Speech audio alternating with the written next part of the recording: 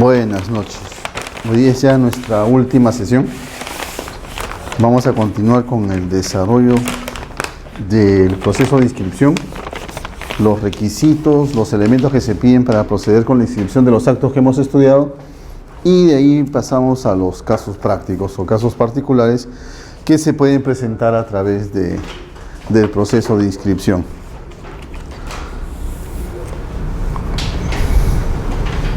Bien, continuemos entonces. En la charla anterior habíamos estado comentando respecto a la documentación que da mérito a la inscripción, ¿cierto? Habíamos indicado que los diferentes actos que son materia de inscripción no solamente son la fábrica, sino también pues las ampliaciones de fábricas, remodelaciones, demolición parcial, modificaciones, etcétera, ¿cierto? Estos diferentes actos se podían materializar a través de dos documentos, los famosos FUE, que ya hemos estudiado bastante, y el famoso FOR también, ¿cierto? Cada uno con un trámite diferente, cada uno con un trámite particular. El FUE ya sabíamos que se tramita con la ley 29090 y que es un trámite eminentemente municipal. Si se quiere dividir en dos partes, la licencia, o sea, la autorización para la ejecución de la obra, y la conformidad de obra, ¿cierto?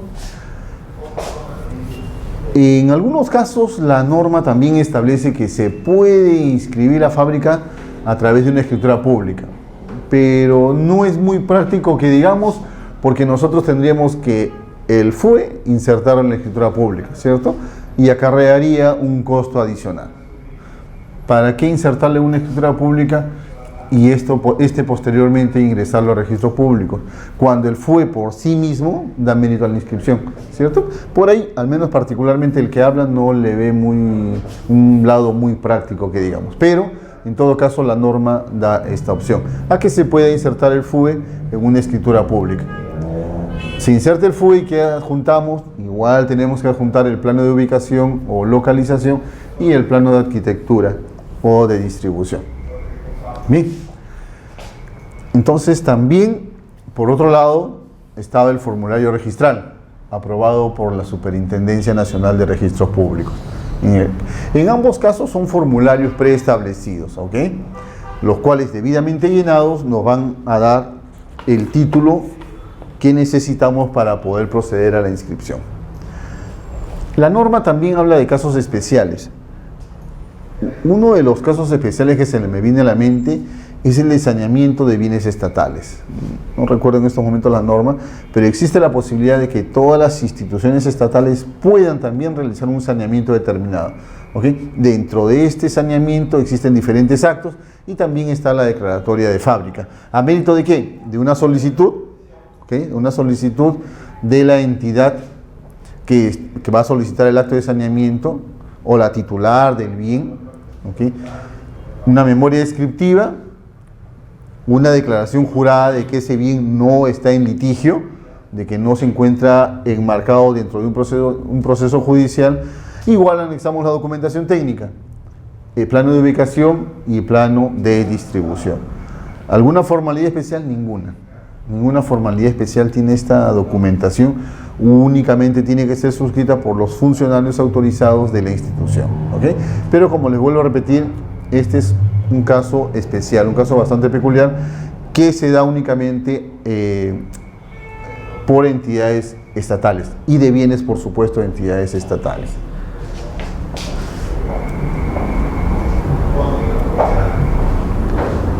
Creo que habíamos conversado también, no recuerdo bien, en la charla anterior, en el tema de la remodelación, ampliación y modificación de la fábrica, en el cual debería de adjuntarse también la memoria descriptiva de la edificación resultante, ¿okay? Plano de distribución en el que se visualicen, buenas noches, en el que se visualicen los elementos eliminados o modificados y el plano de distribución de la edificación resultante. ¿Qué es lo que pasa cuando se trataba de un trámite municipal? ¿Okay? En el supuesto de un trámite municipal se obviaba esta documentación. Cuando digo se obviaba esta documentación me refiero a que en la memoria bastaba únicamente de indicar qué es lo que se estaba modificando, ampliando o remodelando o demoliendo parcialmente. ¿Okay? Veamos. En el caso del FOR, necesariamente en el plano de ubicación deberíamos indicar en nuestro cuadro de áreas y en la memoria las áreas que se están demoliendo, remodelando o modificando o ampliando. ¿Cierto? En un cuadro anterior indicamos cuál es el área de la fábrica inscrita. Bien, supongamos que se trate de un trámite municipal, no se exige que se indique en la memoria cuál es la fábrica inscrita, sino bastará únicamente con que se mencione o se señale cuáles son los elementos que se están modificando o ampliando. Por ejemplo, ¿qué es lo que sucede si tenemos una fábrica inscrita de 2 pisos? ¿Okay? Y estamos solicitando la ampliación del tercer nivel o del tercer piso. En ese supuesto, bastará únicamente en la memoria que se refiere a la ampliación de la fábrica y la distribución de ambientes de ese tercer nivel. ¿Ok? No le vamos a exigir a la municipalidad que nos indique cuál es la fábrica inscrita en el supuesto del trámite municipal. Por el contrario, en el caso del FOR, que es el procedimiento de regularización, ahí sí se exige todo. Que presente el plano de la fábrica inscrita, que presente el plano de distribución indicando cuáles son los elementos que se están modificando, ampliando o demoliendo, ¿ok? Y al final, la resultante o el total de la fábrica, cómo va a quedar. Por supuesto, en cada nivel o en cada ítem se deberá indicar el área techada resultante. ¿Ok? Perdón. Bien. Acá surge en la norma un pequeño detalle con relación a la memoria y al plano. Lo ideal es que la memoria sea o contenga la misma información que el plano de distribución o de arquitectura. En otras palabras, si en el plano de distribución o de arquitectura indico todos los ambientes y estos supongamos que totalizan 10, en idéntica forma debería existir en la memoria. Debo de describir o cumplir con los 10 ambientes: sala, comedor, dormitorio, pasadizo, cocina, lavandería, etcétera, etcétera, etcétera. Pero ¿qué es lo que sucede si existe una discrepancia entre la memoria y el plano de distribución? De acuerdo a la norma, nos indica que va a prevalecer la información que contiene el plano de distribución. Supongamos que en un momento determinado obviamos en la memoria 1, 2 o 3 ambientes. No hay ningún problema, podemos recurrir al plano de distribución y consignar los ambientes de acuerdo al plano. ¿Ok?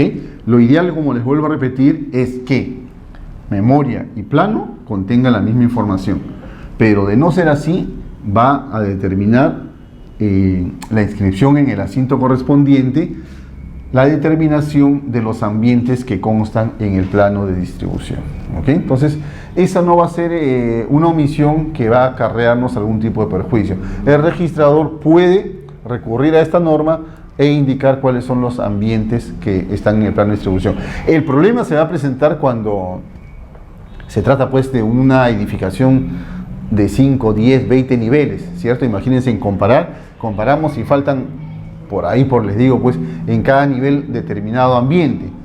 Ahí vamos a tener, de acuerdo a la norma, que recurrir definitivamente al plano de distribución. ¿Ok?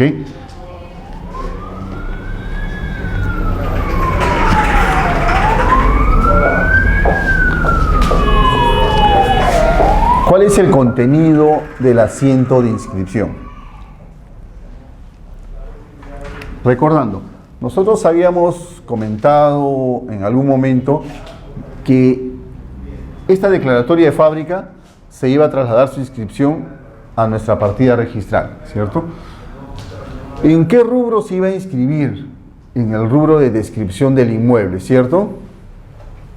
O descripción del predio, que era el rubro en el cual nosotros íbamos a inscribir todo lo relacionado con los datos físicos del predio. Pues bien, llegó el momento de inscribir nuestra fábrica y la vamos a inscribir efectivamente en el rubro de descripción del predio. Es ahí el rubro indicado para que nosotros procedamos con la inscripción de este asiento de declaratoria de fábrica. ¿Y cuál es el contenido?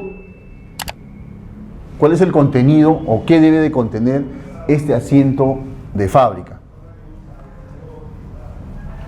Indudablemente que en el FUE y en el FOR existen diferentes datos, pero debemos de tener en cuenta que no todos ellos los vamos a trasladar al asiento de inscripción.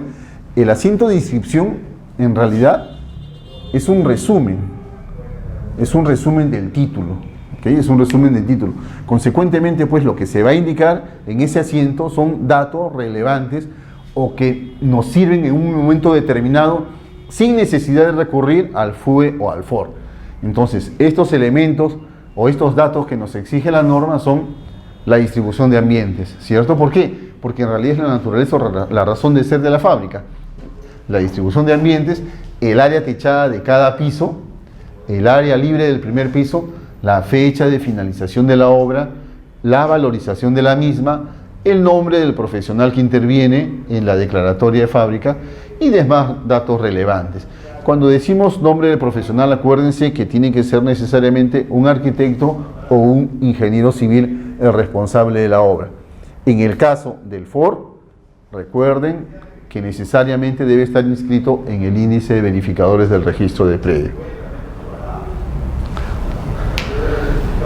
La norma trata de suplir algún defecto que en un momento determinado el FUE no tenía un campo. Al formulario FUE, cuando se aprobó inicialmente, no tenía el campo de la fecha de finalización de la obra. ¿Okay? Entonces, ¿qué hizo la norma? Estableció pues una declaración jurada. Bastaba una declaración jurada del propietario, ¿okay?, con firma legalizada ante notario, indicando cuál era esa fecha. ¿Okay? No, perdón, cuál era la fecha en la cual se había concluido la edificación o la obra. Esta operación procede no solamente para el FUE, sino también para el FOR. Pero recuerden que en el FOR hay un elemento a lo mejor diferente con relación al FUE, que era el tema que la fecha de la edificación o la fecha de finalización de la obra tenía que ser necesariamente, para que proceda esa regularización, antes del 21 de julio del año 99. ¿Ok? ¿Alguna pregunta hasta aquí?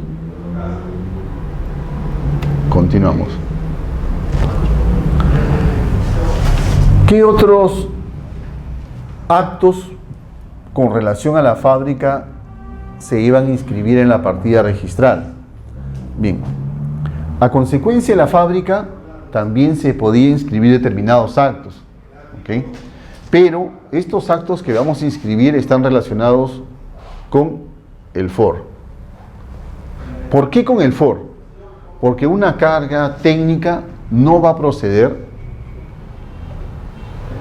desde nuestro punto de vista, cuando el documento que da mérito a la inscripción es un FUE.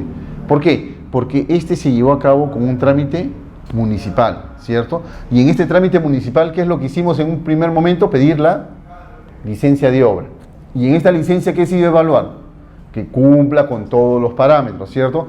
Si la edificación, de acuerdo al certificado de parámetros, la edificación solo podía tener 3 pisos, pues indudablemente que cuando le otorgan la licencia, ese dato lo tienen que verificar.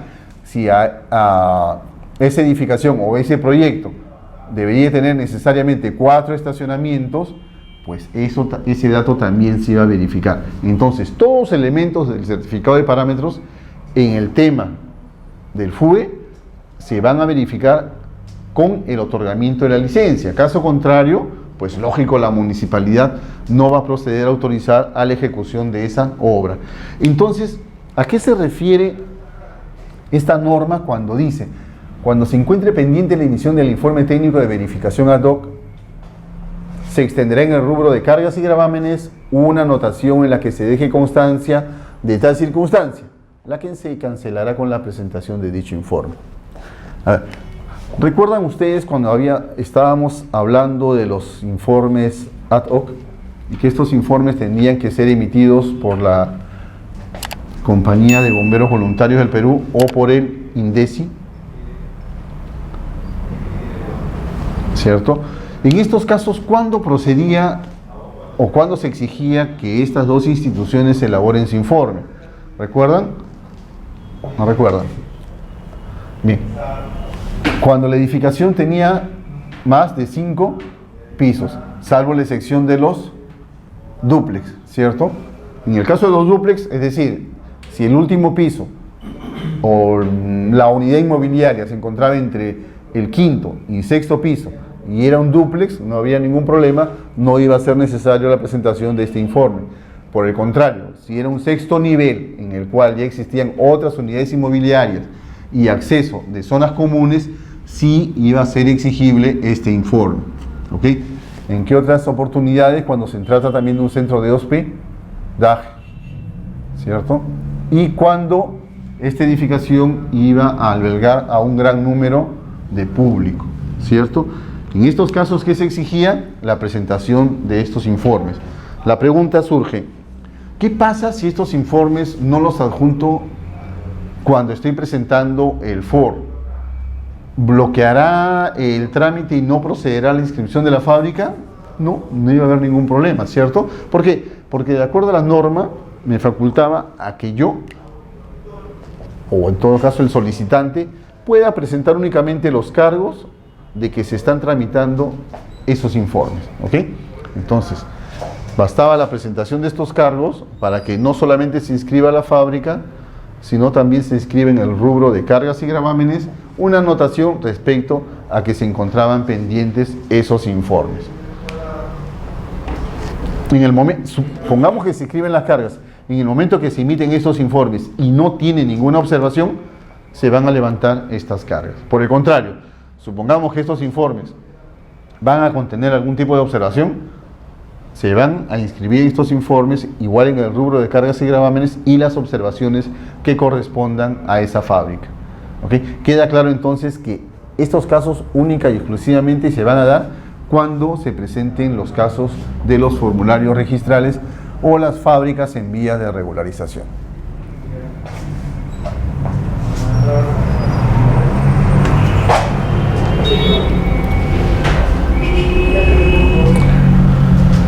¿Qué sucede en los casos en que la declaratoria de fábrica interviene en la sociedad conyugal? Veamos, dice, en los casos en los que en la declaratoria de fábrica intervenga la sociedad conyugal sujeta al régimen de gananciales y la fábrica haya sido edificada en terreno propio de uno de ellos, el registrador procederá a extender simultáneamente el asiento de dominio de la sociedad conyugal sobre el inmueble por el solo mérito de la declaratoria de fábrica, salvo que se acredite que el bien mantiene la condición de propio. ¿Cuál es la premisa acá? La premisa es que el terreno sea un bien propio. ¿Ok? Que el terreno sea un bien propio. Y la edificación se haya realizado, se haya ejecutado cuando estaba vigente el vínculo matrimonial o cuando existía la sociedad conyugal, ¿cierto? Creo que pusimos un ejemplo. Terreno bien propio, señor Pedro Pérez, titular del predio. Cuando él adquiere el predio, tenía el estado civil de soltero. Transcurre el tiempo y se casa. Cuando él se casa, estando vigente el régimen matrimonial, estando vigente el matrimonio, edifican sobre ese terreno. El Código Civil establece que la edificación va a corresponder a la sociedad conyugal. ¿Ok? Entonces, en este caso, vamos a aplicar la norma. Si se verifica que la edificación es un bien conyugal, se va a anotar eso en el asiento respectivo. La pregunta es, ¿y qué efectos va a tener esto? ¿Podré yo separar el terreno de la edificación? A priori el Código Civil establece que son bienes separables. ¿Ok? Establece que son bienes separables. Materialmente, ¿cuándo yo voy a hacer uso de esta norma? ¿O cuándo voy a poder materializar esta separación que aparentemente o materialmente no se podría dar? ¿Qué piensan ustedes? ¿Cuándo me interesará a mí separar estos dos tipos de bienes? ¿Cuándo puede ser práctico esta norma? ¿Qué pasa si el señor Pérez se divorcia de la señora Pérez? En este caso se va a dar la parte práctica, ¿cierto? ¿Por qué? Porque se va a producir la liquidación de las sociedades gananciales y se va a establecer terreno. ¿Entra la liquidación de sociedades gananciales? No, ¿cierto? No. ¿Por qué? Porque es un bien propio. Al ser un bien propio, lo separo. ¿Y qué voy a liquidar? Yo solamente liquido los bienes sociales, los bienes que pertenecen a la sociedad conyugal. Entonces, la liquidación de esos bienes, en el ejemplo práctico, ¿qué vamos a liquidar? Solo la edificación, ¿cierto? El terreno se queda con el señor Pérez y la edificación se liquidará pues 50 y 50% para cada uno. ¿Okay? En esa forma sería el tema práctico de esta norma, para poder diferenciar en su momento cuando sea necesario disolver la sociedad conyugal y liquidar ese patrimonio de la sociedad conyugal. ¿Qué documento va a ser exigible para que nosotros podamos acreditar este hecho o esta circunstancia? Partida de matrimonio. ¿Okay? Con la partida de matrimonio, como vamos a ver más adelante, vamos a poder determinar también las fechas para que pueda darse este caso.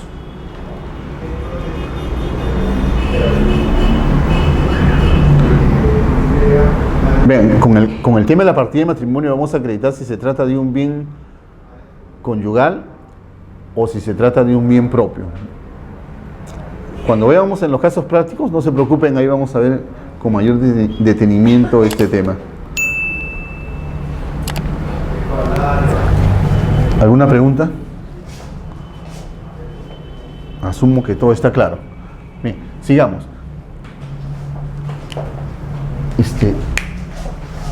¿Alguno de ustedes sabe cómo funciona?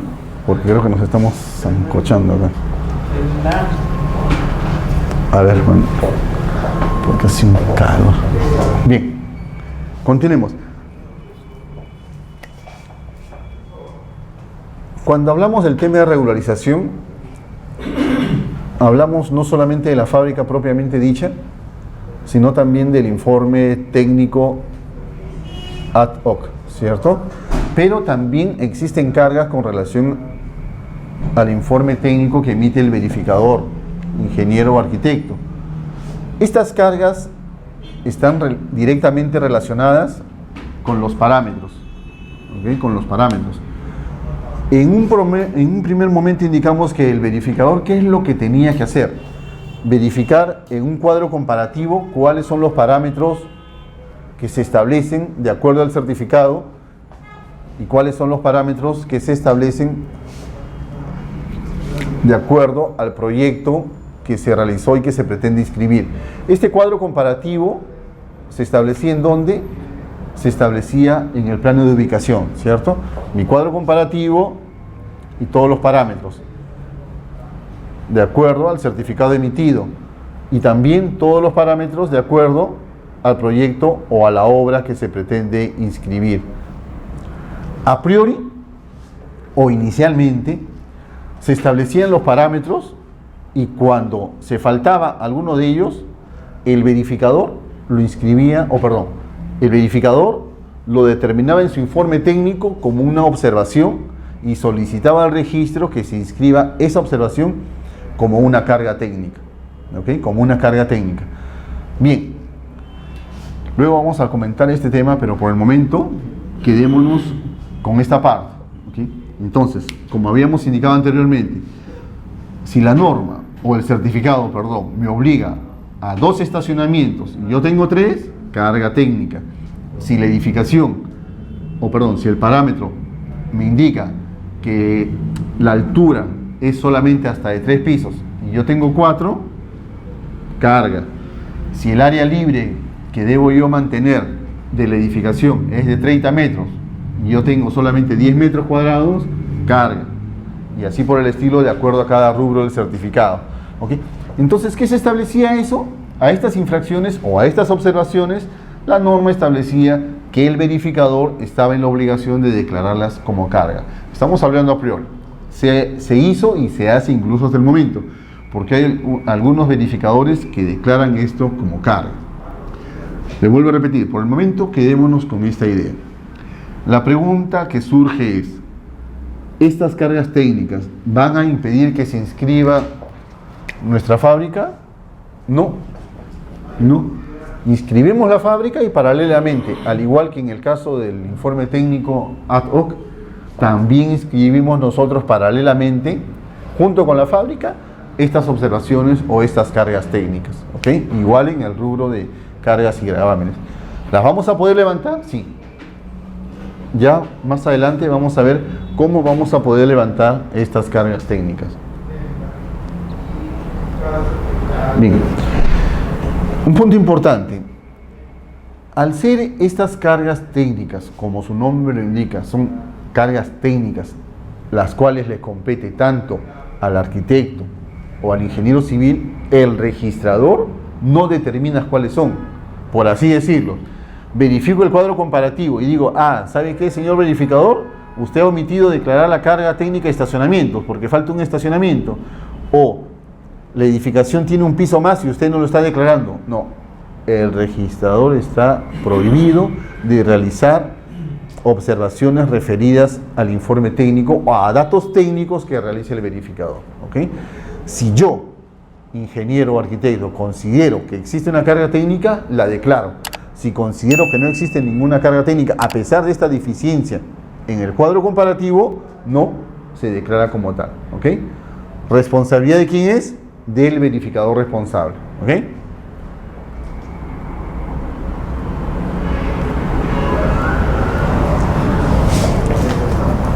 Ahora sí. Bien, estas cargas técnicas, ¿cómo las vamos a levantar? Ya sabemos que en el trámite municipal no hay cargas técnicas que levantar porque no hay cargas técnicas que inscribir. Pero con relación al FOR, sí. Estas cargas técnicas se inscriben a mérito de un informe técnico. Entonces, el levantamiento va a ser levantado también a mérito del informe técnico. ¿Qué formalidad? Firma del verificador responsable con certificación de firma. El tema ahora viene, ¿y cuáles son los argumentos que él puede utilizar para poder levantar estas cargas técnicas? En principio, puede establecer que se realizó, por ejemplo, se agregó un estacionamiento más, consecuentemente la carga ya no existe. Si es un alineamiento de fachada, por ejemplo, deberá juntar o puede adjuntar el certificado en el cual establece que la fachada en todo el entorno se ha declarado cero. También se puede levantar esa carga con un documento adicional, pero siempre con el informe técnico. Pues bien, habíamos indicado también que existía un precedente de observancia obligatoria emitido por el Tribunal Registral en el cual se establecía que, ¿recuerdan ustedes? Como la fábrica fue realizada en el año 99 y a esa fecha no existían los parámetros como tal, como certificado, como documento con esa denominación, pues si no existían, ¿cómo podría establecerse parámetros si a esa fecha no existían? ¿Cierto? Entonces, ¿qué es lo que se debía hacer? Únicamente acogernos a ese precedente y en vía de rectificación levantar esas cargas técnicas que en su momento se inscribieron. Aquí el fundamento básicamente es legal y respecto a la rectificación o en vía de rectificación levantar esas cargas, diferente al tema de que nosotros presentemos algún documento técnico. ¿Qué nos conviene entonces como verificadores? Ser prácticos y elaborar nuestro informe técnico y levantar las cargas conforme al precedente, ¿cierto? Porque aquí no vamos a necesitar ningún documento o elemento adicional.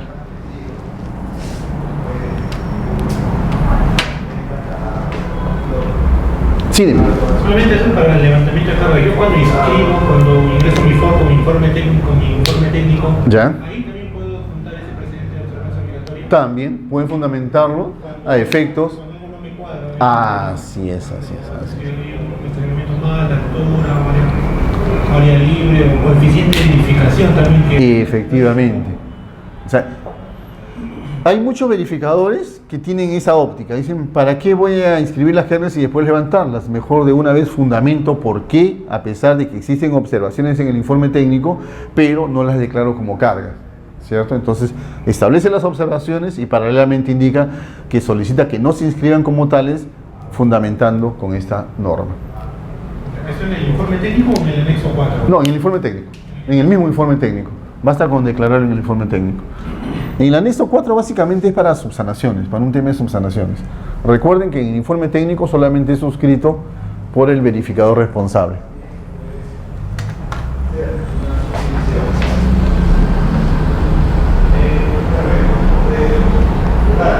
En la última parte, como les había indicado, no corresponde al registrador formular observaciones a los aspectos técnicos de dicho informe, ¿cierto? Si el verificador lo declara, perfecto, se inscriben como cargas. Si no lo declara, el registrador no tiene por qué observar ese informe que es eminentemente técnico. Bien, ¿por qué nos interesa a nosotros inscribir la fábrica? En algunos casos, cuando el predio es unifamiliar, no vamos a tener ningún problema, ¿cierto? Es unifamiliar y la existencia del mismo, a lo mejor registralmente hablando, va a quedar en ese estado. Pero por el contrario, ¿qué sucede si la edificación que nosotros hemos realizado es multifamiliar? Si es multifamiliar, quiere decir que nosotros, en un futuro muy cercano, vamos a inscribir o vamos a independizar, vamos a realizar una independización con régimen, para lo cual es necesario presentar el reglamento interno. Entonces, siempre que nosotros querramos inscribir un reglamento interno con independización sujeta a régimen, necesariamente, ¿qué es lo que debemos de inscribir en un primer momento? La fábrica de ese predio. Si no inscribimos la fábrica, no va a proceder la inscripción de nuestro reglamento interno. ¿Recuerdan que hablamos de una excepción? ¿Recuerdan la excepción que establecimos? ¿No recuerdan? Entonces, esa va a ser una pregunta para el examen. ¿No se puede hacer a la vez, no? Sí, paralelamente. Paralelamente se puede realizar. O sea, yo puedo presentar paralelamente la fábrica, reglamento interno e independización. Todo en un solo título, ¿cierto? La idea es que se presente la documentación en forma correcta. Porque yo les pregunto, ¿qué es lo que sucede? ¿Qué es lo que sucede si presento el FOR? Presento mi reglamento interno, planos de independización y toda la documentación que se exige. Pero, por la rapidez con la que elaboro la documentación, se omite certificar la firma del verificador y del propietario. En este supuesto, toda vez que la fábrica es un acto previo para todos estos posteriores, este documento, al no cumplir con la formalidad que se exige, no va a tener acogida registral, se va a tachar y el registrador no se va a pronunciar sobre estos actos porque no tiene pues con qué comparar. Si no se pronuncia por el FOR o por la fábrica que lo contiene, ese documento, ¿cómo se podría pronunciar respecto a los demás actos? Si con estos datos es recién con los cuales se va a trabajar la independización y el reglamento interno, ¿cierto? Entonces, a tener cuidado y que el FOR cumpla con todas las formalidades para que sea considerado como un título que va a poder ser susceptible de inscripción. Caso contrario, pues no se va a inscribir. ¿El tema de certificaciones es tacha sustantiva? ¿No lo puedo observar? ¿No lo puedo ver? No. Al ser una declaración jurada, el elemento formal es justamente la certificación de firmas. Sin esa formalidad es un documento simple. Casos frecuentes. Bien. Ya hemos concluido toda la parte teórica. Vamos ahora a la parte práctica de todo nuestro tema.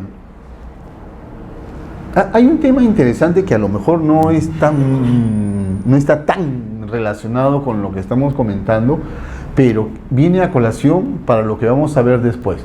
Es la rectificación de la calidad del bien. Leamos esta parte de la norma. Dice: Cuando uno de los cónyuges, manifestando un estado civil distinto al que le corresponde, hubiera inscrito a su favor un predio al que la ley le atribuye la calidad de bien social, la rectificación de la calidad del bien se realizará en mérito a la presentación de título otorgado por el cónyuge que no intervino o sus sucesores, insertando o adjuntando la copia certificada de la respectiva partida de matrimonio expedida con posterioridad al documento de fecha cierta en el que consta la adquisición. ¿Qué significa todo esto? Bien, ¿qué sucede? El señor Pedro Pérez nuevamente nos va a ayudar. ¿Qué sucede cuando el señor Pedro Pérez, aprovechando de que su DNI está con el estado civil de soltero, adquiere un bien? ¿Ok? Adquiere un bien con esa calidad. Adquiere bien, otorga la escritura pública de transferencia o de compra-venta, logra la inscripción y él aparece ahí como propietario del lote 1 de la manzana L, titular, don Pedro Pérez, estado civil, soltero. Bien, ojo, esta es la premisa. Sucede que este señor Pedro Pérez, si bien es cierto aparece con su DNI, con el estado civil de soltero, él, a esta fecha, era casado. ¿Sí? Era casado. La norma ampara o protege al cónyuge que no intervino y establece, pues muy bien, si sucedió esta situación, se puede rectificar la calidad del bien. ¿En qué sentido?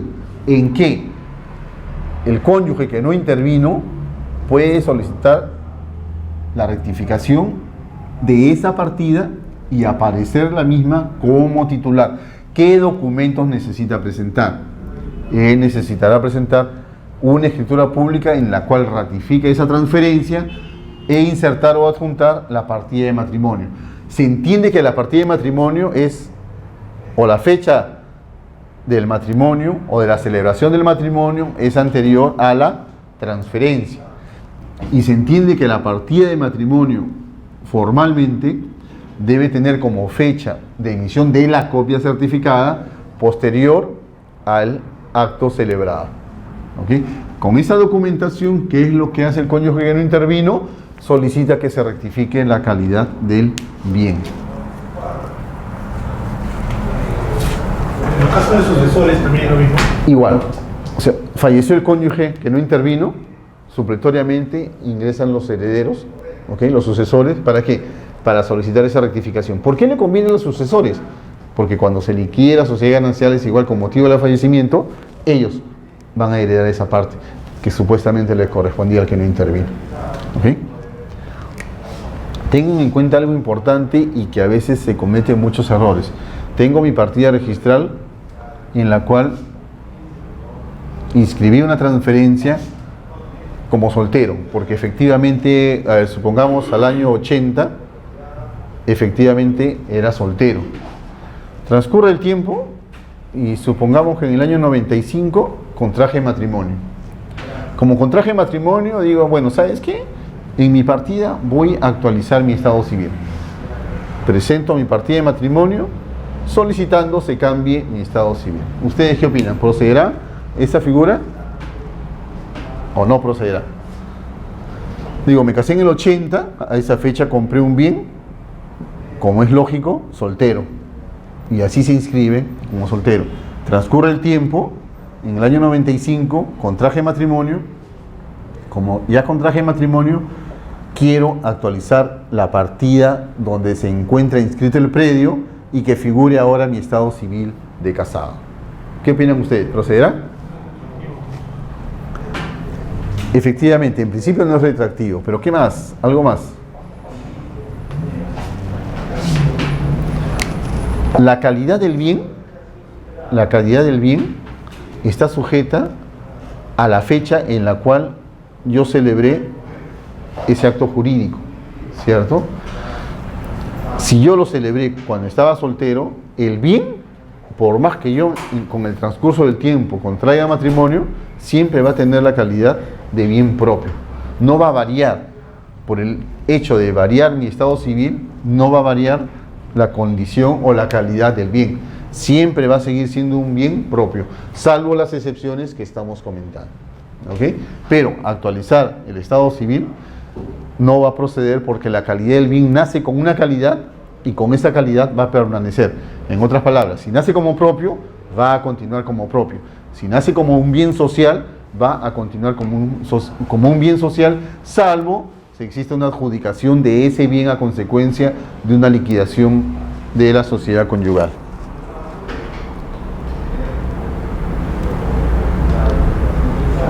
Bien. Veamos lo que dice el Código Civil, justamente de lo que estábamos comentando.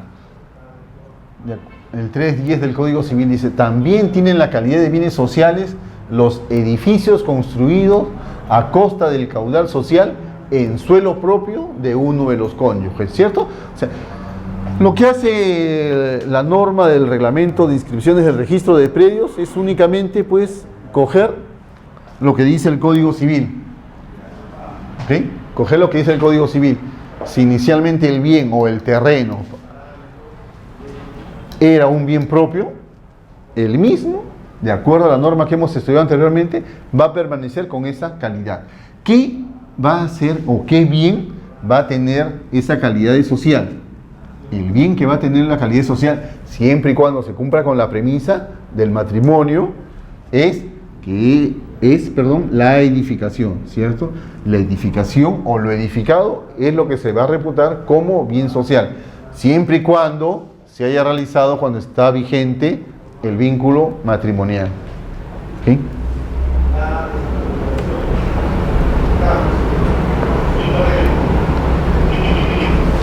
Veamos a la siguiente figura. Dice: don Pedro Pérez es titular de un predio, el cual lo adquirió cuando era soltero. Ahora, con la presentación del FOR, declara que es casado. ¿Qué es lo que se debe determinar? Justamente lo que estamos comentando: la titularidad de la edificación. Lo compró cuando era terreno, se casó, todo es felicidad, y después vienen los problemas. Ahí es donde aplicamos el artículo 79 del reglamento que hemos estudiado. Veamos un par de casos prácticos. En el caso 1, la fecha de terminación de la obra que se declara es en el año 1998. El matrimonio se celebró en el año 96. Primer caso. En el segundo supuesto, fecha de terminación de la obra, año 98. Celebración de matrimonio, septiembre del 2000. La pregunta es: ¿cuándo el bien seguirá siendo, o la edificación seguirá siendo un bien propio? ¿Y cuándo corresponderá extender el asiento de dominio a favor de la sociedad conyugal? ¿Qué opinan ustedes? En el primer caso, ¿continuará siendo un bien propio o va a corresponder extender el asiento de dominio a favor de la sociedad conyugal? ¿Qué opinan ustedes en el primer caso? La obra concluyó en el año 98. A la conclusión de la obra, ¿esta persona ya estaba casada? Sí. Si estaba casada, ¿será necesario extender el asiento de dominio? Sí, ¿cierto? Porque la edificación se realizó cuando estaba vigente el matrimonio. En el segundo caso, ¿no? Tanto el terreno como la edificación van a seguir siendo propios. Van a seguir siendo propios. ¿Por qué? Porque cuando él contrajo matrimonio, tanto el terreno como la edificación eran de él. Él lo llevó al matrimonio como bien propio. Entonces no podríamos reputarlos a los mismos como bienes sociales o como bienes conyugales.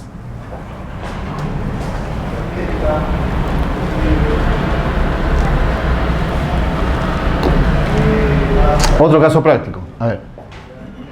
¿Recuerdan ustedes que en un momento determinado habíamos indicado que podíamos declarar fábrica y también subdivisión? Que la norma, la ley 27157, realizaba un saneamiento bastante integral, y en todo caso la regularización no estaba basada solamente en fábricas, sino también en otros actos como subdivisiones, acumulaciones. Pues bien, aquí veamos un caso práctico. Dice: esta obra se realizó en el año 1995 con firmas certificadas en el año 2008, pero la edificación que se declara es respecto únicamente a un sublote. ¿Ok? ¿Cuál es mi intención al declarar la fábrica? Declarar también la subdivisión del lote. Y por ende declaro el sublote 4A y el sublote 4B. ¿Cierto? Realizo la subdivisión, procede la subdivisión de los sublotes. ¿Ok?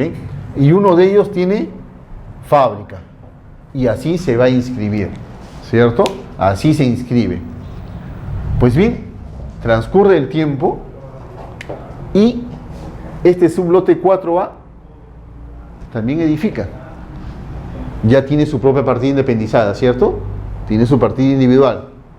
Edifica, presenta su FOR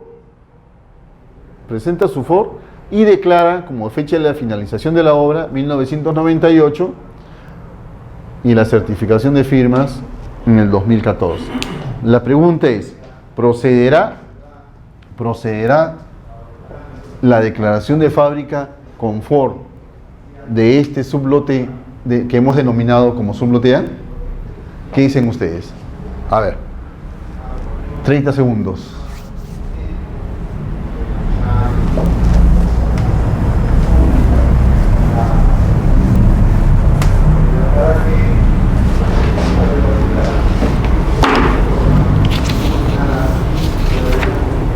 Ya se hizo una regularización, ¿no? Así es, ¿cierto?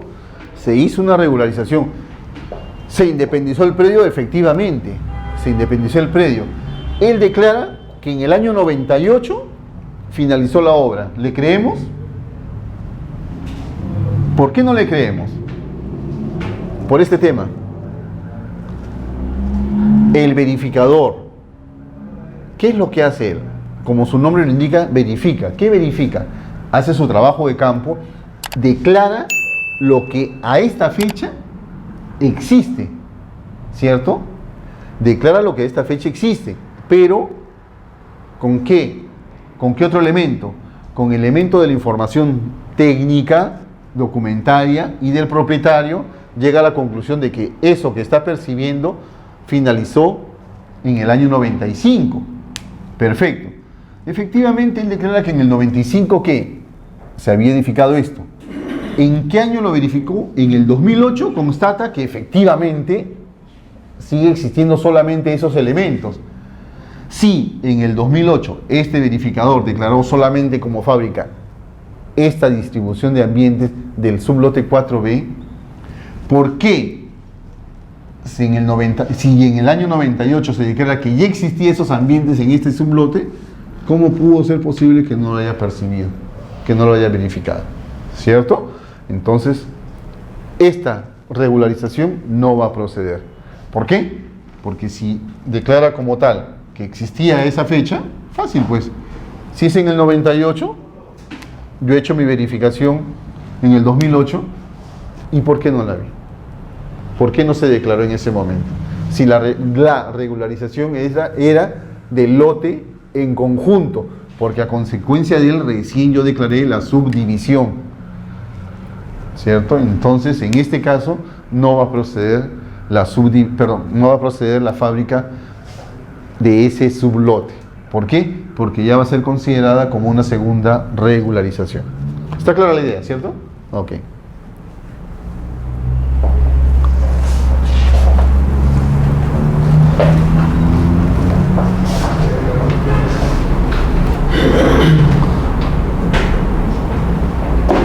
Un tema que también se presenta en forma frecuente, tema relacionado con los antecedentes registrales. Bien. En el ejemplo dice predio X, su titular es la sociedad conyugal conformada por Pedro Rodríguez y Teresa Carrasco, pero la documentación que se presenta la suscriben Teresa Carrasco, Juan Rodríguez Carrasco, Julia Rodríguez Carrasco y Carmen Rodríguez Carrasco. ¿Qué es lo que se exige en un primer momento cuando nosotros recurrimos a los registros? Se nos exige que exista un tracto. ¿Qué significa esto de tracto? Que la persona que declare un acto determinado sea la que aparece como titular registral, ¿cierto? Oye, Si, de acuerdo a mis antecedentes registrales, en la partida figura que el predio X tiene como titular registral a don Pedro Rodríguez y a Teresa Carrasco, pues son ellos los llamados a intervenir. ¿Y qué pasó acá? ¿Qué pasó ahí? Pudo haber sucedido que uno de ellos falleció, ¿cierto? ¿Eso va a entorpecer la inscripción de la fábrica? No, porque podemos solucionar el tema del tracto y va a proceder la inscripción. Dice, aquí, si uno de los cónyuges falleció, previo a cualquier acto, se debe regularizar el tracto. Esto es, se debe realizar el procedimiento de sucesión, intestado o testamentaria, según fuera el caso, e inscribirlo en el registro correspondiente, registro de sucesiones, intestadas o testamentarias, y luego proceder a la inscripción en el registro de predios. Entonces, una vez que hemos actualizado nuestro registro de predios con el nombre de los titulares registrales actuales, de acuerdo a la realidad, recién nosotros podemos continuar con nuestro trámite de fábrica. ¿Lo podemos hacer en forma simultánea? Claro que sí. También se puede hacer en forma simultánea. Es más, anteriormente se exigía que previamente se inscriba en el registro personal la sucesión. Hoy no. Hoy la sucesión la presentamos a cualquiera de los dos registros y el registrador está obligado a inscribirlo en el registro personal e inmediatamente en el registro de predios. ¿Okay? O sea, se abrevia un poco más y nosotros podemos presentar nuestra fábrica y la sucesión conjuntamente. ¿Qué necesitamos? Bastará únicamente, se supone que o tenemos el testamento o tenemos un proceso de sucesión intestada que hemos seguido. Lo llevamos al registro y el registrador se encargará no solamente de inscribirlo en el registro personal, o sea, de sucesiones intestadas o testamentarias, sino también en el registro de predios, ¿cierto? Es un elemento adicional, a lo mejor, para poder agilizar el trámite de la inscripción. ¿Está claro? Sí, ¿no? No hay ningún problema. ¿Alguna pregunta? Ninguna. Continuamos entonces. Ojo, no basta presentar pues definitivamente la partida de función, ¿cierto? Hay que presentar la documentación que corresponda para el tema de la sucesión. Uso de la edificación, otro tema en el cual sin querer se incurre en error cuando se solicita la inscripción de la fábrica. Bien.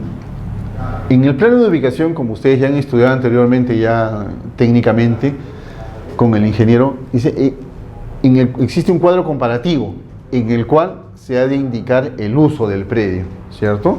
El uso que le estamos dando, el uso que estamos declarando que se le está dando.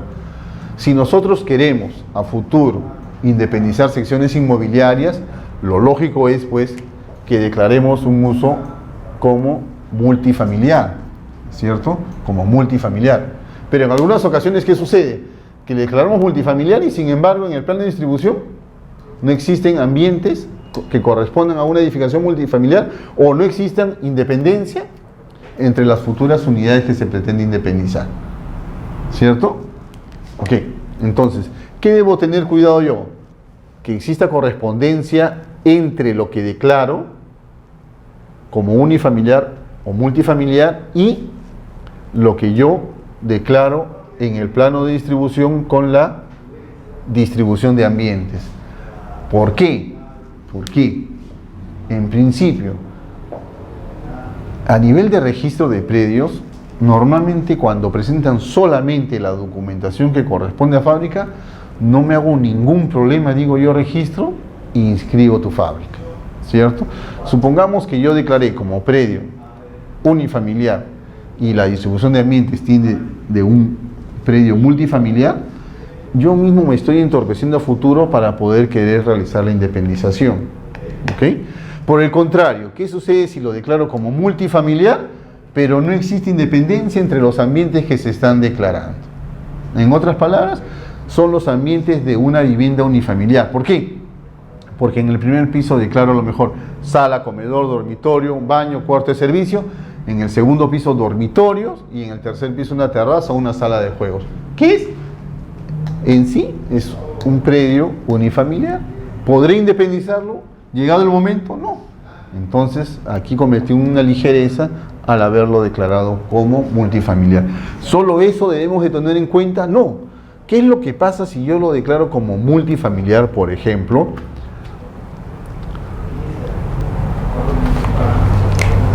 Imaginemos que este predio tiene 3 pisos. En un primer piso, pues cumplo con los ambientes de sala, comedor, dormitorio, baño, lo básico para declarar una vivienda como tal. En el segundo piso,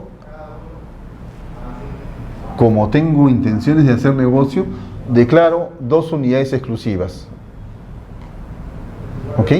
Pero estas unidades exclusivas tienen menos de 40 metros cuadrados de área techada. ¿Ok? Supongamos que las dos, exagerando, las dos tienen menos de 40 metros cuadrados de área techada. No obstante eso, yo quiero también estas unidades independizarlas como unidades exclusivas. Vamos a exagerar aún más. Y como ambientes declaro yo, por ejemplo, depósito y baño en cada una de ellas. Pues bien, como en un momento lo que a mí me interesaba era solamente declarar la fábrica, supongamos que efectivamente lo declaré como un predio multifamiliar y con esta distribución de ambientes: primer piso, sala, comedor, dormitorio, baño; segundo piso, cada uno de estos lados, así se quiere por el momento, depósito y baño. Vamos a exagerar la figura y seguimos igual en el tercer nivel. Igual declaramos otras 2 unidades con las mismas características: menos de 40 metros cuadrados y también como ambientes, depósito y baño. La pregunta es: inscribí mi fábrica, logré inscribir mi fábrica, ahora me voy a mi segunda parte y quiero declarar mi reglamento interno e independizar estas 5 unidades. Surge la pregunta: ¿podré independizar estas 4 unidades como unidades de vivienda? Primero, ¿cumple con los ambientes básicos para ser declaradas como tales? No. La norma exige que para que poder independizar una unidad exclusiva como unidad de vivienda tenga los ambientes básicos necesarios, de acuerdo al reglamento de edificaciones, que son un ambiente de recreación, de descanso y de aseo. En otras palabras, sala, comedor, dormitorio y cocina. ¿Los tiene? No, porque nosotros, ¿qué declaramos? Depósito y baño. Entonces, en primer lugar, no cumple con la premisa de los ambientes básicos. Segunda premisa: para que yo pueda independizar estas unidades como vivienda, deben de tener por lo menos 40 metros cuadrados de área techada. Ojo, estamos hablando de área techada, no de área ocupada. La pregunta es: ¿estas unidades en el ejemplo tienen más de esa área? No. Entonces tampoco va a cumplir con la premisa. ¿Ok? Si no cumplen con el área que se exige ni con los ambientes que se declaran, no va a proceder mi reglamento interno. Consecuentemente, ¿qué es lo que tengo que prever yo cuando inscribo mi fábrica? Poder determinar si los ambientes y si las áreas que voy a independizar van a cumplir con estos requisitos para independizar. Por eso es que me dicen: acto previo al reglamento interno, la fábrica. Entonces, a tener cuidado cuando declare mi fábrica para poder yo saber si puedo o no puedo independizar esas unidades. ¿Alguna consulta? Esto es con más de 40 metros de techada, ¿no? Así es, con más de 40 metros de techada. Y área de terreno, si tiene 20 Sí. metros de terreno y tiene 3 pisos, son 40 metros de techada. Lo que pasa es que si la unidad exclusiva está conformada en diferentes niveles, ya no va a tener un área ocupada de 20 metros cuadrados, ¿cierto? Va a tener ya, vamos a ir sumando. Si incrementamos, no va a haber ningún problema, va a proceder. Incluso en este tema, como se hace la aclaración, a veces el registrador es un poco más amplio de criterio y dice: bueno, ¿qué pasa si tienen 35 metros cuadrados y tienen un segundo nivel? ¿Cierto? Más o menos la figura. Así es, ¿cierto?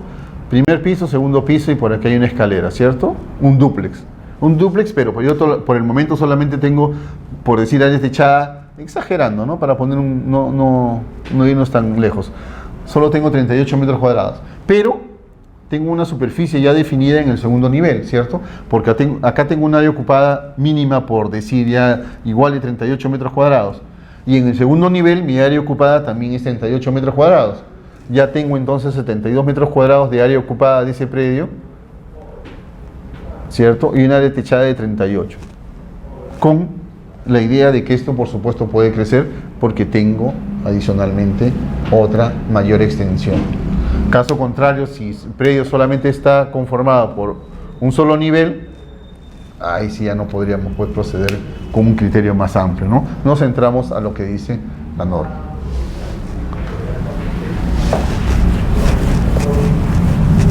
Interesante el tema de la fábrica en el sentido de que tenemos que tener cuidado porque es la llave a lo mejor para nuestro reglamento interno e independización, teniendo en cuenta que si no lo trabajamos todo uniformemente, por el camino podemos tener muchas dificultades.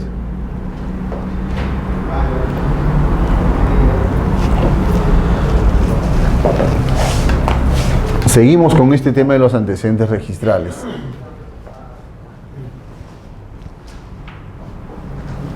Ustedes saben que a nosotros a veces el registro ha pasado por diferentes etapas. Se inscribió inicialmente todo en tomos, ¿okay? En manuscrito, tenían buena caligrafía los registradores de ese entonces. Se fue modernizando y comenzaron a utilizar las máquinas de escribir, se pasan las fichas. Actualmente no sé por qué le llaman partidas electrónicas, pero hablan ahora de las partidas electrónicas, lo cual para mí no es así. En realidad lo que es solamente una foto de esto o de esto, porque no es una base de datos integrada, ¿ok? ¿Cierto? Es una partida electrónica donde aparecen igual los mismos datos, en realidad aparecen los mismos datos.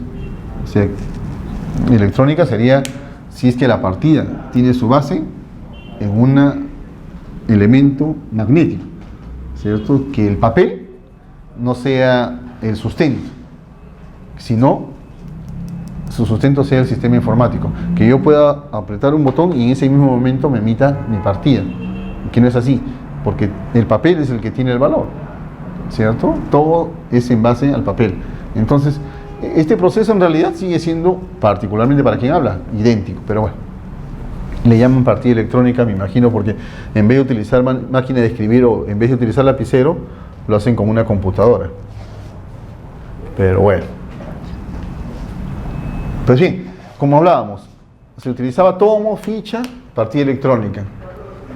Pero a la fecha que se establecían los tomos o incluso las mismas fichas, se utilizaban términos únicamente pues como manzana y lote. Incluso cuando se realizan las habilitaciones, el frente de un predio, como no hay una denominación todavía, le consignan como calle 1 o calle A, etcétera, ¿cierto? Y así nace la partida registral, con estas denominaciones, ¿cierto? Nacen con estas denominaciones. Pues bien, con el transcurso del tiempo, pues definitivamente esos datos varían. Lo que era inicialmente una calle 1 o una calle A ya tiene una denominación, ¿cierto? Ya tiene una denominación. Esos datos hay que tener cuidado cuando se presenten lo relacionado a la fábrica, lo relacionado a la documentación, llámese FOR o FUE. ¿Por qué? Porque ¿qué pasa si en mi plano yo le consigno mis datos actuales? Distrito Los Olivos, nomenclatura Girón Los Fresnos, numeración 475. Lo presento a registros y en registros todavía está que ese predio está ubicado en San Martín de Porres, que ese predio tiene una nomenclatura de manzana y lote, que tiene una calle todavía que se dio con la habilitación urbana y no se cambió, no se actualizó, ¿cierto? Entonces, ¿qué es lo que tenemos que hacer nosotros cuando tenemos esas circunstancias? Revisar los antecedentes registrales. Antes de realizar cualquier tipo de acto, lo primero que tenemos que hacer, antes de mover un dedo con con su cliente, con su patrocinado, con el administrado, es revisar la partida registral. Si no revisamos la partida registral ya estamos en desventaja porque no tenemos elementos necesarios como para poder elaborar la información que necesitamos para trasladar al documento que se va a materializar en el título que me va a dar mérito a la inscripción. ¿Ok? Entonces obtengamos siempre primero los antecedentes registrales antes de avanzar o dar un paso más. ¿Ok? Tengan en cuenta que en algunas partidas, incluso en algunas partidas registrales, no hay las medidas perimétricas. No existen las medidas perimétricas. ¿Qué hacemos? Ustedes presentan la documentación y lo primero que les va a decir al registrador, sabe que previamente haga su saneamiento. O sea, elaboraron un plano, tramitaron su certificado de parámetros, llevaron todo al notario, certificaron la firma. ¿Para qué? Para el momento en que llega al registro le digan, no se puede porque su predio no tiene las colindancias necesarias. Si en la partida no hay las colindancias, revisemos el título archivado. Y si en el título archivado no están las colindancias, allá nos preocupamos. Nos preocupamos y vamos a tener que hacer necesariamente un procedimiento judicial o un procedimiento notarial de saneamiento de medidas y colindancias. Porque si no, tengan la seguridad que no va a inscribirse. Por ahí pueden decir, pero es responsabilidad de registro. Pero lamentablemente, cuando se inscribió, a lo mejor no eran exigibles esos datos. Pero ya aparece inscrito, sí, efectivamente. Pero ahora, ¿cómo valido tu información si yo no tengo datos en la partida registral ni en el título archivado?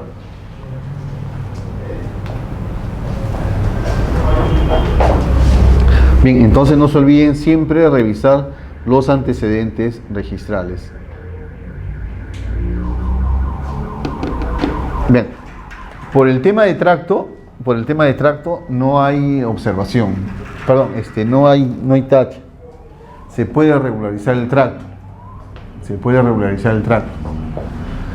Veamos otro ejemplo. Dice, conforme a la partida registral aparecen como titulares Pedro Pérez, Juan Pérez, Julio Pérez, pero en el FOR interviene JFK, Sociedad Anónima. ¿Tendrá acogida registral esta documentación presentada? Sí, va a tener acogida registral, pero el propietario o presenta la documentación necesaria para acreditar el tracto, o el propietario que no interviene, ratifica toda esa documentación. Esto se da tanto a nivel del FOR como el FUE. ¿Cuál es la idea? A ver,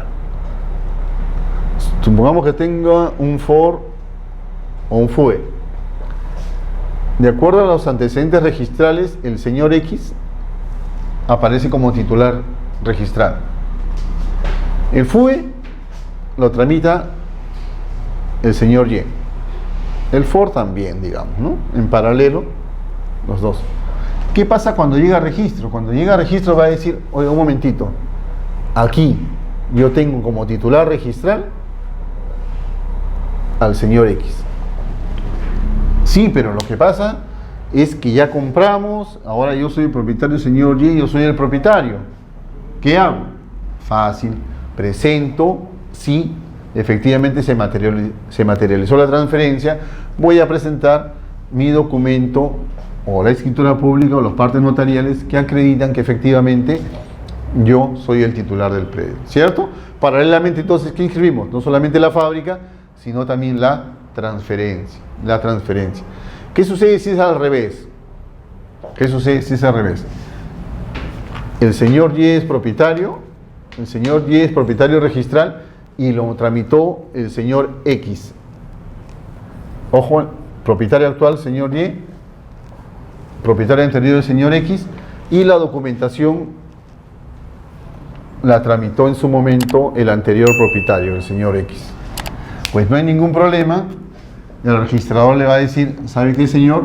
Como usted es el actual propietario y la documentación fue suscrita por el anterior propietario, usted ratifique que efectivamente tiene intención de que se inscriba esa fábrica. ¿Ok? Que entonces Mediante un documento privado con firma certificada por notario, él o los propietarios actuales pueden ratificar esta documentación y lograr la inscripción. ¿Okay? No basta la presentación de la documentación, sino también es necesario que los propietarios la ratifiquen. Por ahí me dirán, oye, pero si el presentante es el propietario. Sí, pero por regla general no necesariamente el presentante va a ser el propietario, ¿cierto? Cualquier interesado puede presentar la documentación. Recuerden eso. Para ser presentante no necesariamente tengo que ser el propietario, puede ser cualquier persona. Cualquier persona puede tener acceso a la presentación de documentación ante el registro. ¿Alguna pregunta? Bien.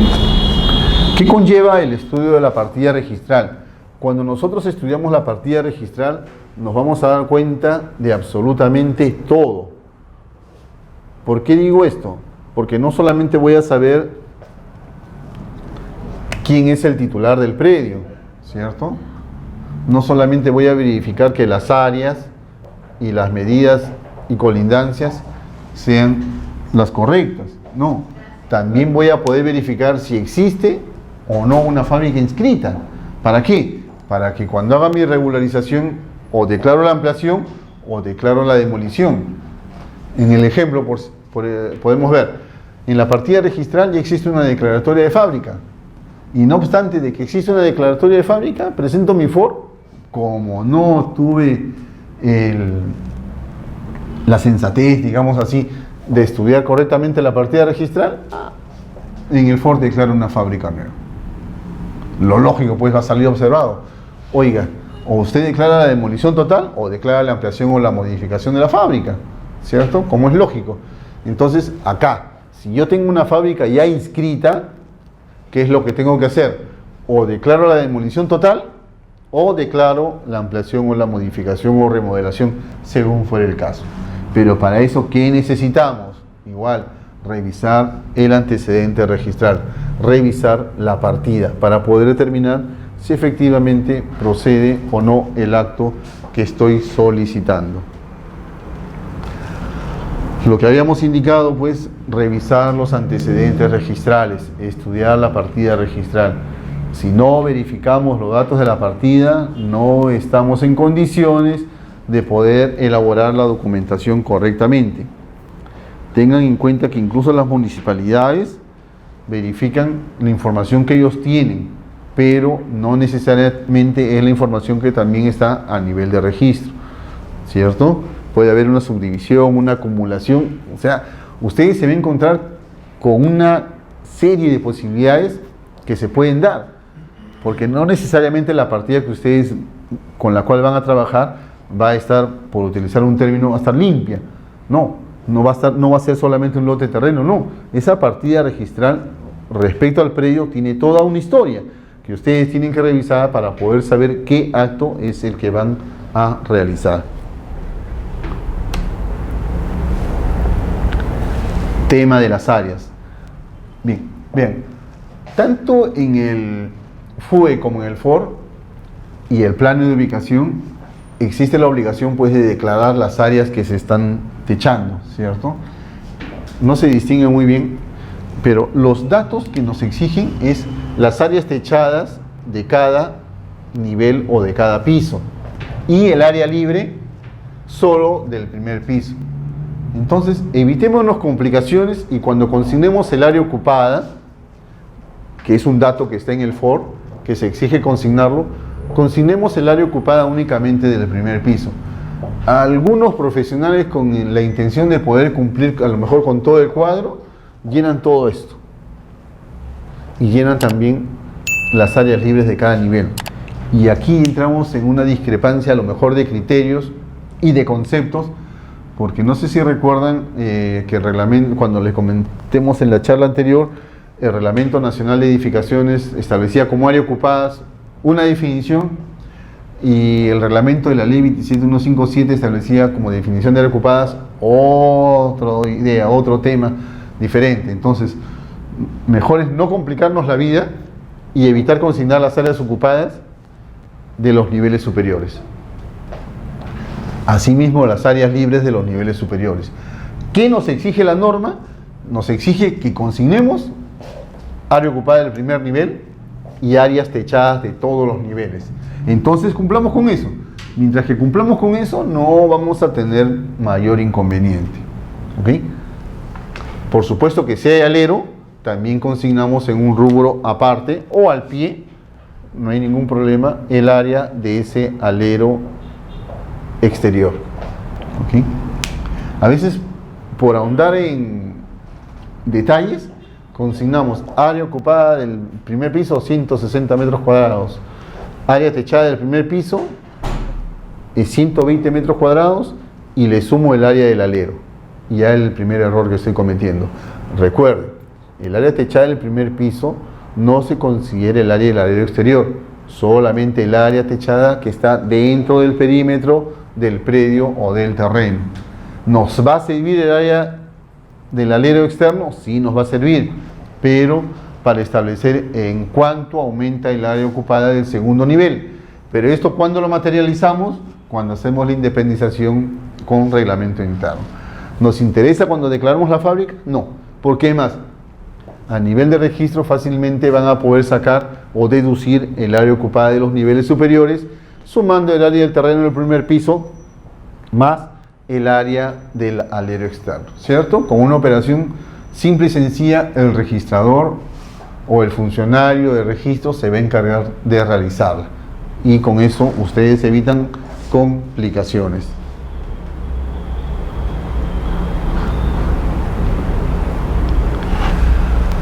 Una operación bastante simple, que a veces también en la cual se cometen algunos errores. El área libre. Recuerden que hay obligación de consignar el área libre. Entonces decimos, el área ocupada menos el área techada, ¿qué me da? El área libre. El área techada más el área libre, ¿qué me da? El área ocupada de todo el terreno. Y el área ocupada menos el área libre, ¿qué me da? El área techada. Es un juego de operaciones que al final nos va a dar todas el mismo resultado. Como dice la premisa, surge el problema cuando la edificación presenta un alero exterior. Ejemplo, área ocupada igual área del terreno. Nuestro terreno para el ejemplo tiene 160 metros cuadrados. El área techada del primer piso es 110 metros cuadrados.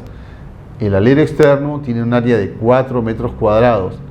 La pregunta o la afirmación que hace el ejemplo es: ¿el área techada del primer piso es 114 metros cuadrados? No, ¿cierto? No. Ya sabemos que no, ya no vamos a cometer ese error, y el área techada siempre va a ser única y exclusivamente lo que se encuentra dentro del perímetro del predio. Si bien es cierto, no existe obligación, no debemos sumar el área del alero más el área del primer piso, sí existe la obligación pues de que grafiquemos ese alero, ¿cierto?, en el plano de distribución. En el plano de ubicación ya sabemos que en el cuadro de áreas vamos a consignar cuál es el área de ese alero, el área techada de ese alero externo, pero en el plano de distribución también tenemos que graficarlo para saber su medida lateral y para saber si es que es susceptible de inscribirse como carga o no. ¿Para qué otra cosa es importante el alero? Para poder saber en cuánto se va a incrementar su área y el perímetro a partir del segundo nivel a los niveles superiores. ¿Preguntas? Seguimos. Bien, a la premisa pues es falso, ¿no? Dice, el alero externo no se computa dentro del área techada del primer piso. No se encuentra dentro de la proyección poligonal del área del terreno.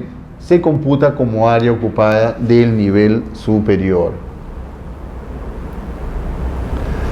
El Reglamento Nacional de Edificaciones establece que se puede edificar voladizos sobre el retiro frontal hasta 0.50 metros. Si excede, recuerden que se debe declarar como una carga.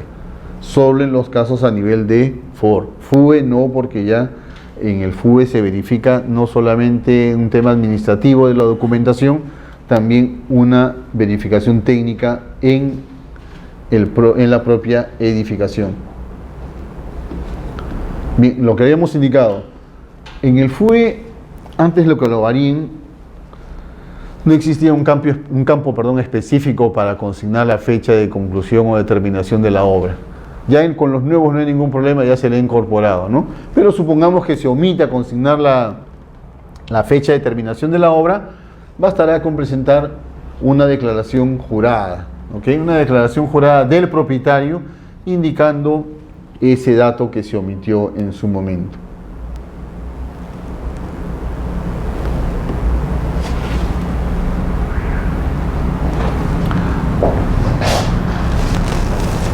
A ver, en el tema del foro, recuerden que este documento es el título formal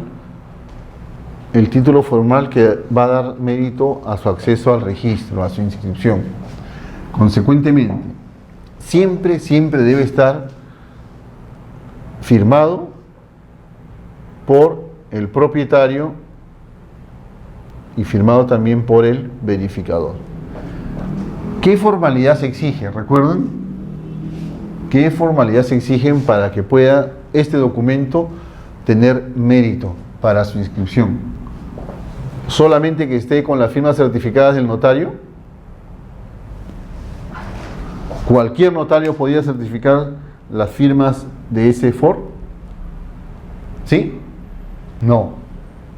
La respuesta correcta es no. ¿Cualquier notario? No. No cualquier notario. ¿Qué notario? El notario el notario del lugar de ubicación del predio, del distrito judicial al que corresponde el predio.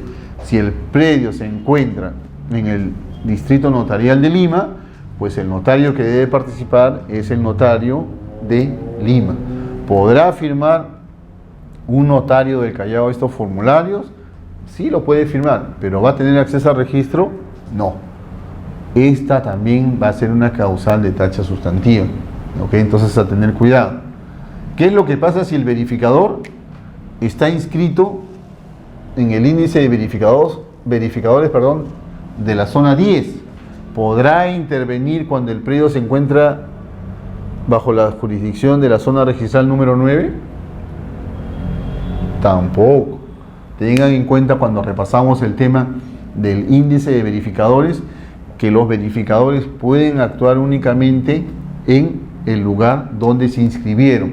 Si yo me inscribí en el índice de verificadores de la zona número 9, pues es solamente dentro del ámbito de esa zona en la cual yo puedo suscribir la documentación. Si suscribe la documentación este verificador, a pesar de no estar inscrito en esta zona, igual, tacha sustantiva. Todo lo que gastaron en certificación de firmas y en trámites se va al agua. ¿Okay? Entonces, a tener cuidado con estos dos detalles, necesariamente en el tema del notario y en el tema del verificador. ¿Okay? Ya creo que está de más decirlo, pero el FOR, la fecha, pues necesariamente antes del 21 de julio del año 99. Igual, si por error, por omisión, consigné una fecha después de la indicada, se tacha sustantivamente.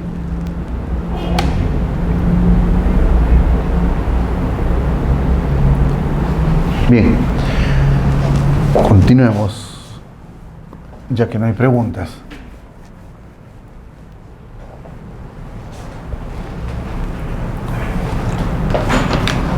A veces nos adelantamos. Dice, inscrita la declaratoria de fábrica mediante el procedimiento de regularización previsto en el título primero de la ley 27157, la posterior ampliación, modificación, reparación, remodelación, puesta en valor, cercado o demolición de la fábrica efectuada sin cumplir con los procedimientos establecidos en el título segundo de la citada ley, se regularizará mediante el procedimiento previsto en la ley 29090. ¿Okay? Si declaré una fábrica en vía de regularización con la ley 27157, trámite único, por única vez. Todos los actos que quiera realizar posteriormente necesariamente tienen que ser a través del trámite municipal. Recuerden que la regularización se admite por única vez, es un trámite excepcional que se realiza por única vez. Hay un ejemplo, dice: se inscribió mediante foro una fábrica declarándose que la misma había concluido en julio del 90. Supongamos que la inscripción se realizó en el 2008. Posteriormente se presenta nuevo foro declarando una ampliación de la fábrica con fecha de finalización de la obra julio del 98. ¿Procederá de acuerdo a la norma que hemos estudiado? Pues no, ¿cierto? No procede declarar dos regularizaciones. Tendrá que seguir necesariamente su trámite municipal. El tema de las viviendas, que ya lo habíamos comentado, nos adelantamos, ¿cierto? Para que una unidad exclusiva sea considerada como vivienda debe contar cuando menos con espacios para las funciones de aseo personal, descanso, alimentación y recreación. Área mínima, 40 metros cuadrados de área techada.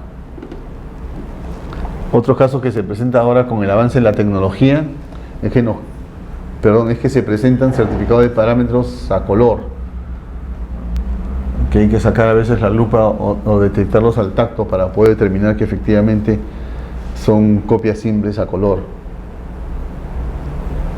En el tema del certificado de parámetros, que ya lo habíamos visto, que es necesario que en el supuesto de que la municipalidad no otorgue el certificado de parámetros, el verificador puede declarar estos parámetros bajo su responsabilidad.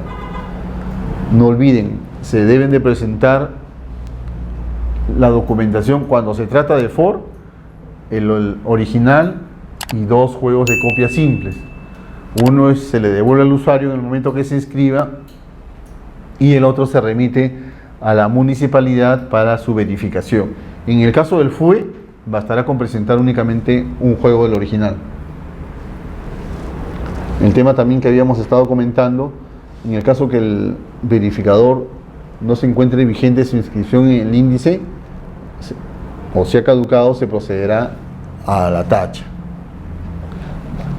Hay un tema con el verificador. Supongamos que está inscrito o tiene vigencia su inscripción del año 2008, como dura 2 años, 2009, 2010. ¿Cierto? Dentro de estos lapsos de tiempo, él puede intervenir en los diferentes actos de regularización. Perdón. Supongamos que se descuidó y todo este lapso de tiempo no se reinscribió y vuelve a inscribirse nuevamente en el 2012 y va a tener vigencia al 2014. ¿Qué exige la norma? Que él puede intervenir en todos aquellos actos teniendo en cuenta la vigencia de su inscripción. Perfecto. Supongamos que él le viene su cliente, firma el FOR y certifica la firma en el año 2011. ¿Tendrá valor ese documento? ¿Podrá tener acceso al registro ese FOR? ¿Qué opinan ustedes? Él estaba vigente, tenía vigente su inscripción del 2008 al 2010. Se reinscribió o se inscribió nuevamente del 2012 al 2014. Y posteriormente interviene en un FOR. Supongamos que en el 2016 interviene en un FOR, lo presenta al registro, se verifica la firma o la certificación de firmas por parte del notario y se verifica que fue certificada la firma en el año 2011. La pregunta es, ¿este documento podrá tener acceso al registro o no? ¿Qué opinan ustedes?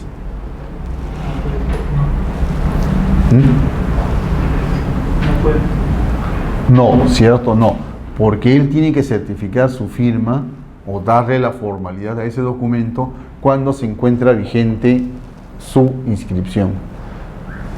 Si se hubiese certificado la firma dentro de este lapso de tiempo y supongamos que se hubiese presentado cuando su inscripción estaba caduca, no hubiese habido ningún tipo de problema.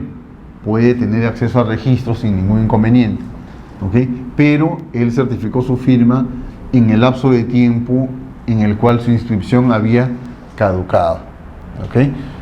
Ojo, no se tome en cuenta la fecha en que se presenta, sino la fecha en la cual el documento adquiere la formalidad. Esa formalidad, en nuestro ejemplo, se la obtuvo en el 2011 con la certificación de firma del notario.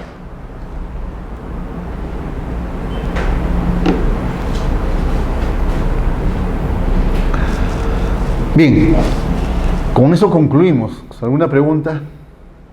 Ahora les toca a ustedes participar. ¿Dudas? ¿Nada? ¿Todo está claro? ¿Vendrá un formato del foro? ¿Del foro? No.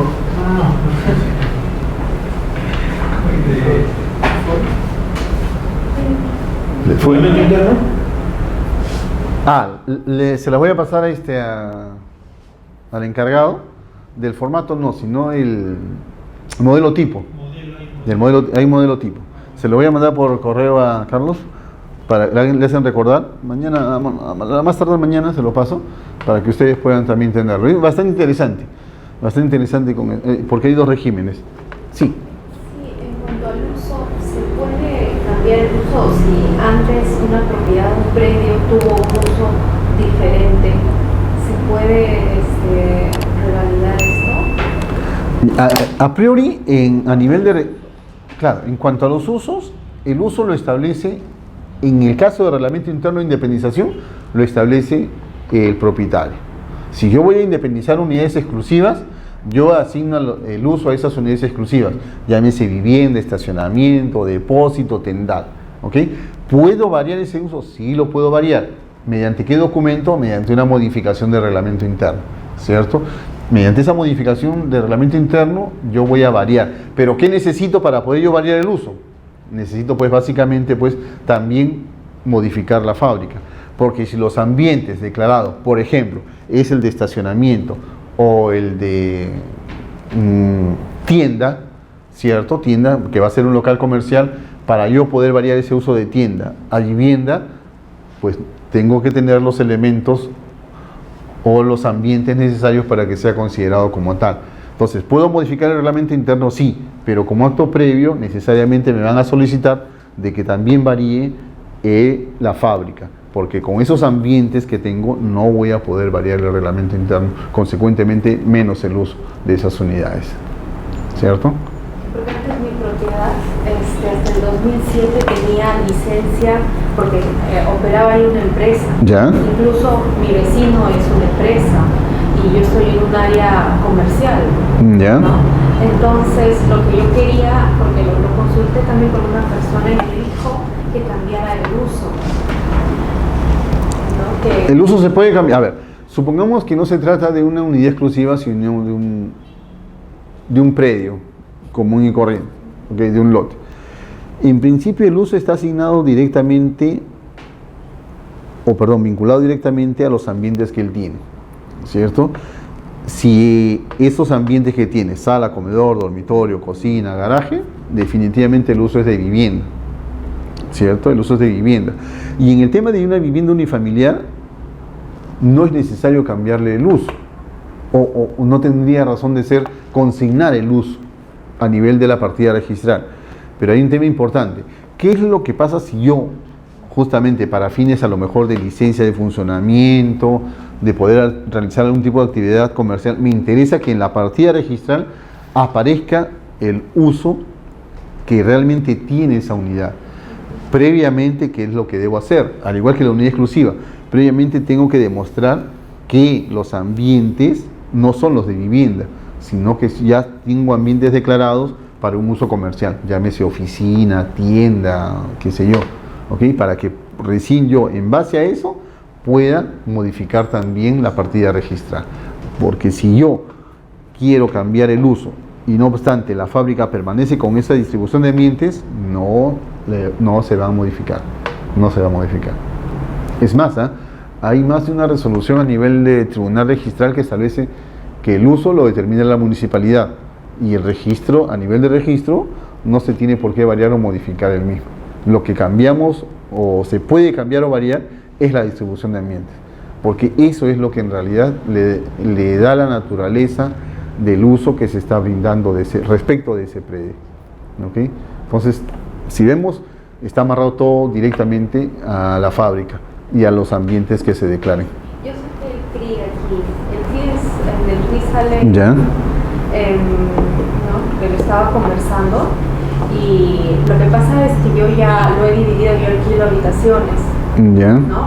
Tengo como 10 habitaciones, y como está en una zona de Miraflores, que es bastante comercial, pues ella me dijo, no tiene el uso, ¿no? O sea, antes era una empresa, creo que lo alquilaban a una empresa de alas urbanas, Ya. sonaba, creo que desde el 2007 el alcalde cambió y ya es RDM, o sea, Residencia de Densidad Media, ¿no? Pero ella me dijo que se podría colocar, ¿no?, dentro de la fábrica, que tuvo un uso, póngase, en el año 90, que era de un hospedaje, ¿Ya? ¿no? Entonces, pero es colocarlo, ¿no? Y porque ahora si uno entra, pues tiene las 10 habitaciones con sus baños, ¿no? Entonces, Claro, el detalle es, si esa remodelación se llevó a cabo antes del 21 de julio del año 99, va a poder declararlo vía FOR, siempre y cuando se haya realizado antes del 21 de julio del año 99. Miraflores, cuando da los certificados de parámetros, creo que no establece las fechas de terminación de las obras. Me parece que no. Pero en todo caso, si se llevó a cabo antes del 21 de julio del año 99, puede hacer el uso del FOR y hacer una remodelación en base a ese FOR, únicamente. Si es posterior, necesariamente trámite municipal para que pueda hacer la remodelación de ambientes. Porque en realidad me imagino que ahí no hay variación de área techada. Básicamente es la remodelación de ambiente, lo que era, por decir, antes un dormitorio, ahora se ha convertido en una habitación, ¿no? ¿y yo cómo puedo saber dónde me voy? A registros públicos, y saco que... Primero, ¿tiene fábrica inscrita el predio? Yo lo que sé es que el predio, una empresa laboraba ahí, y Ya. antes un laboratorio. Ya, lo primero que tiene que hacer es lo que dijimos momentos atrás, es básicamente ver y estudiar la partida registral. En base a eso, para saber, primero, si existe fábrica inscrita. Si existe fábrica, obtener el título archivado y ver qué fue lo que se inscribió, qué ambiente se declaró y a qué uso estaba destinada esa fábrica. Porque si se inscribió como una unidad de vivienda, pues definitivamente lo que tendría que ser una remodelación de ambientes. ¿Y dónde saco eso? Un registro público, la partida registral tiene que sacar. Primero la partida registral, para verificar si hay fábrica o no hay fábrica inscrita. Pido la partida registral. Así es. Este certificado registral inmobiliario. Lo que pasa es que ahí no sale toda la historia del predio, si no me equivoco. Solamente sale la titularidad y cargas y gravámenes. ¿Y qué pido? Pido Una copia informativa de la partida registral. ¿Una qué? Copia informativa De la partida registral. de la partida registral. Así es. Jóvenes, ¿alguna otra pregunta?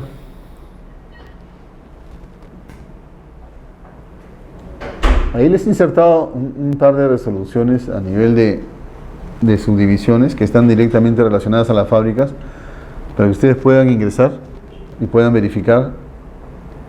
No hay en realidad muchas resoluciones con relación a la fábrica. Siempre está amarrado el tema de la fábrica a subdivisión o reglamento interno o independización, porque los errores justamente, si podemos decir esto, los errores se dan justamente cuando se verifica los datos de independización o subdivisión versus fábrica. Pero la fábrica por sí misma, en algunas ocasiones, no tiene errores, como les vuelvo a repetir, ¿no? Porque si queremos inscribir la fábrica como tal, se puede inscribir. El detalle es que como es base D, cuando realicemos el cotejo de la información entre ambos actos, es ahí donde comienzan los requebrajamientos. Bien, si no hay preguntas, ahí nos quedamos por el día de hoy. Gracias.